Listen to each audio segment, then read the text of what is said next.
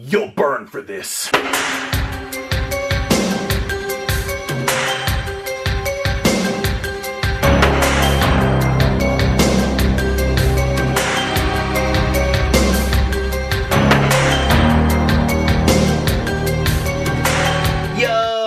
What's up, everybody? Welcome back to another random horror review. I am your host, Mood616, and thank you once again for stopping in, guys. Yeah, episode 67 is here, and I've got one here for one of my favorite indie directors. This is a guy that's directed so many films that I've enjoyed since like 2000. He's created this huge filmography of work since 2000. It's really crazy how many movies he's directed. He's mostly known for directing probably The Disco Exorcist, Murder University, None of That, Atomic Brain Invasion, Necroville, Frankenstein's Hungry Dead, Sins of Dracula. List goes on and on and on. He's just done such a great body of work in the last 15, 16 years. Of course, directed by Richard Griffin.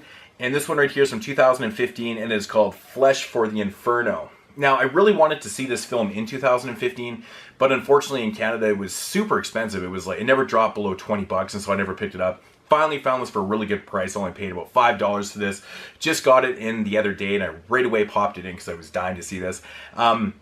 I didn't know a whole lot about it. I knew that this one could possibly be homage to like Italian films just by the cover and the way it was. It looked like nunsploitation type deal. And fortunately, I was actually right. This one more specifically is a homage to Lucio Fulci and a film I want to say called Demonia from 1990. Now, the storyline of this film is pretty much identical to that film, so I'm assuming that he kind of was influenced by that film. It's not a direct remake or anything, but the storyline is very, very similar that I noticed. But yeah, get into the synopsis of this one. Basically, the film starts out with the backstory, and it starts out in the year 1999. It's not like a long time ago. And these three nuns, they confront this priest because he's doing very, very bad things within the Catholic Church. He has been fondling and touching little boys.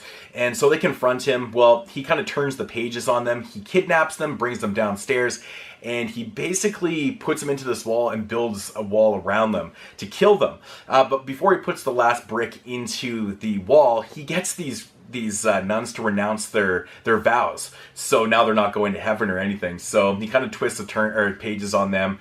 And so now it jumps forward into the present, which is obviously 2015, where this youth group has, led by Michael Thurber's character, they show up at this church. It's been basically, it was a huge scandal years before, and the place went abandoned. Now it's all run down. So this youth group has moved into this place to clean it up so they can get it ready for use. And what happens is these kids, they kind of separate themselves in this building, and they kind of resurrect these killer nuns. These nuns come out of the wall, and they start taking out these kids one by one, these youth group members, one by one, and yeah, that's your film right there.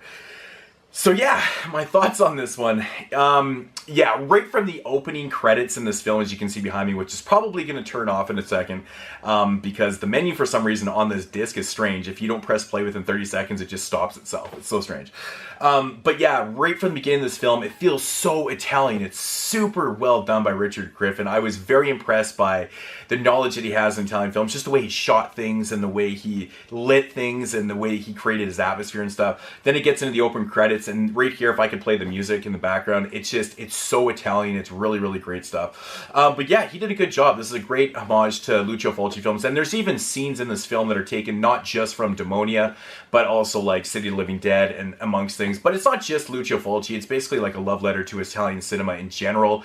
Nunsploitation, the exploitation of the Catholic Church and all these type of films. So it has everything in there. It's really, really awesome. The storyline in the film it's pretty basic, but it gets really mumbled towards the end of this film. Like the third act, it gets really crazy. So it's very much like Italian films with their minor plot holes and things. But this film is so entertaining that you seem to not even give a shit that there's these plot holes going, okay, why are these nuns doing this? There's a lot of questions that arise while you're watching this film. But at the end of the day, you're like, that doesn't really matter. It was pretty well done. So that was one little gripe I did have with the film, was the storyline is pretty muffled at times. The third act's still pretty entertaining though, but overall, the film is really good. The acting's fantastic, I have to say. Your final girl, Anna Rizzo, very, very beautiful, awesome to look at. She's pretty cool. Great performance by Michael Thurber. He's in a lot of films, and actually, a lot of the cast members in this film are in a lot of Richard Griffin's films in general. So that's always cool to see. I like when directors do that. They use the same people over and over, so you kind of get to know them. You get to see their on-screen persona in a lot of different films. I always really like that, but. Yeah, this is, it's good though, man. He created a really good atmosphere. I love the setting. It feels super Italian. Like I said before, the way he shot things, the way the dialogue is written, the way the characters interact with each other, you know, just the lighting of it, the music, the mood of it, everything is super Italian. I give him mad kudos for really doing such a good job. It's a short film. Runs just under 80 minutes, but you know, he packs a lot in there. It's not very slow. It jumps right into the action right away. And actually there's one performance, I can't remember the girl's name in this, but she's one of the people in the youth group, and she's of course the Catholic nut. And she's fucking brutal too in this film. She's got a brother that's in the youth group, and she thinks that he's gay, and she keeps calling him a faggot and things like that. It's just so derogatory. It's just brutal. And but you know, ultimately things kind of come full circle with her, but her character, I thought that she did a really good job actually, and her acting was pretty good. It was believable and stuff like that. The gore effects, not bad. I don't think it's Richard Griffin's best work. There is a little bit of CG mixed in with more practical effects. The CG it's pretty, you know, it's passable, let's put it that way. It's pretty good. It's pretty well done. It's not over the top, but there is more, you know, practical effects and CG in this. The gore effects, straight up, not bad. There's not a whole lot of it. There's a lot of blood in this film. Not a whole lot of gore, but there is one specific scene that's straight homage to City of the Living Dead, which I really liked how they kind of twisted it around and did something different with it, but that was really cool to see. But yeah, great performances. I thought that Satan in this film was pretty cool. At first, I thought that they were gonna, you know, show like a straight up just over-the-top type Satan character, but I like Satan in this film. He actually had some pretty good one-liners and things like that were pretty good. And now Richard Griffin is known for throwing a lot of comedy into his films, and he's very well known for that. He's very smart with his comedy too. It's not slapstick, it's not stupid, it's just, he's pretty well written. That's the case with this one. This one's played pretty straightforward, but it does have a couple of quirky, funny moments in it.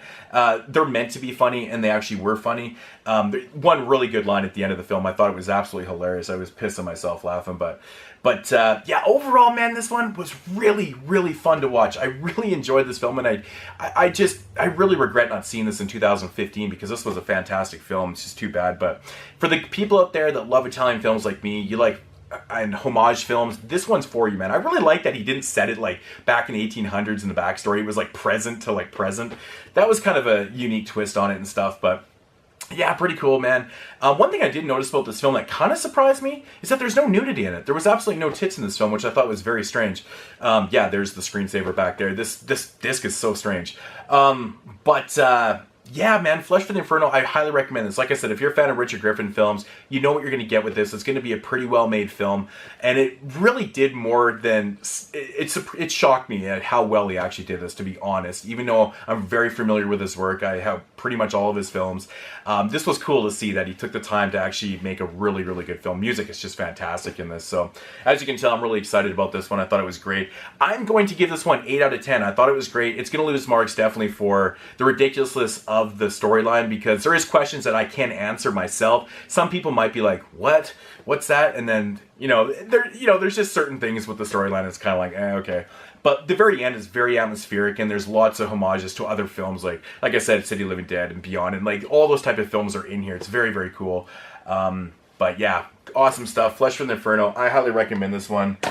Give it a shot, peoples. It's pretty cool stuff. And that is going to do it for episode 67 here on my random horror review series. And I will be back with another one. Probably going to get into some Brian Paullin films. So if you're a big fan of his, stay tuned. I will have reviews coming up for, well, the other films that I haven't reviewed. I did Bone Sickness a long time ago, so I'm going to probably do his other one. So if you're still sticking around, leave a comment down below. A yay or a nay. It is what it is. Check you guys later.